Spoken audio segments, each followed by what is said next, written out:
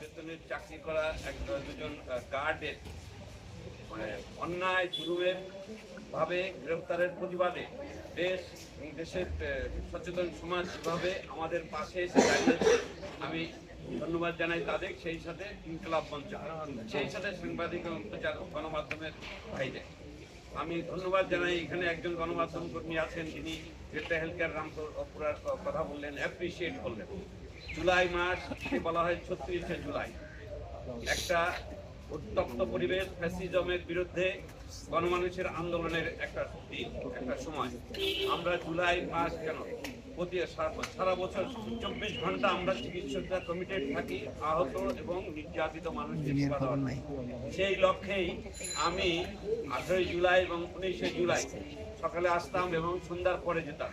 ১৯শে জুলাই সেই মুহূর্তে আমি হসপিটালে অপারেশন থিয়েটারে, আমার নিচে যখন এই পথচারী এবং ইসমাইল ভাই গুলিবিদ্ধ হন, তখন আমি সাথে সাথে আমার নিচ থেকে খবর আসে গুলিবিদ্ধ হয়েছে, সামনে লাশ পড়ে আছে, কি করবো স্যার? আমরা তখন বলছি যে তাড়াতাড়ি তোমরা তাকে নিয়ে আসো। তখনও আমি জানি না যে তার ডেড বডির অবস্থা কেমন, তার অবস্থা কেমন।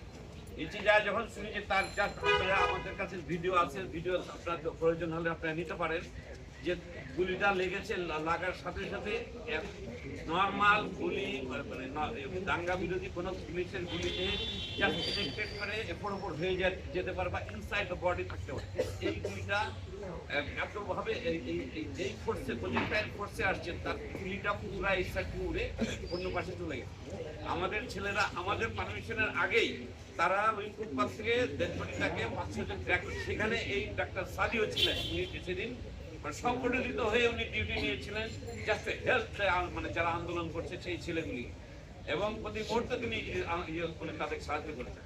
সে নিজে যে ওই ডেপুটি ট্র্যাক করে চালছে, আর ওই সাইড থেকে পুলিশ তাদের উপর গুলি চালাচ্ছে। এবং মজার ব্যাপার, সাদিক তখন পাঞ্জাবি পড়া ছিল, পাঞ্জাবি ভেদ করে গুলি দেওয়ালে লাগছে। যখন সেই ভিডিও ফুটেজের আপনারা এখানে আমার কাছে আছে, সেই ভিডিও ফুটেজের আপনারা এর মধ্যে তার গুলির শব্দ শোনা যাচ্ছে, গুলি ডাইরেক্ট গুলি করা হচ্ছে, যারা ডেড বডিকে তুলে নিয়ে আসা হচ্ছে। আপনারা কল্পনা করুন তো, আপনাদের মধ্যে কতজন ওই গুলিবিদ্ধ অবস্থায় একটা ডেড বডিকে সরায় নিয়ে আসার জন্য গুলির মুখোমুখি হবেন?